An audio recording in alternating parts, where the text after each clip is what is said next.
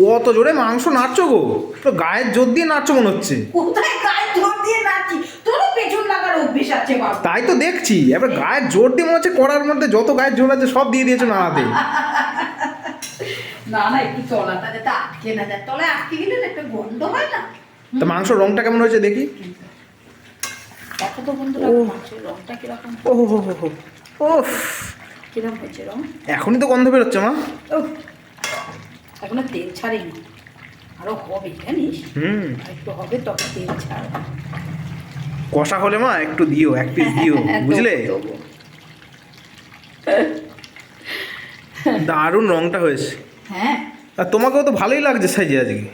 আমাকে সেজে ভালো লাগে না, সাজলে গুজলে সবাইকেই ভালো লাগে। এই কাপড়টা পরেছি আজকে, বাবা হেভি সেজেছো আজকে। শীতকালে যত মরমরে শাড়ি পরে এ করে নরম করতে হবে। নরম হ্যাঁ। করতে হয়।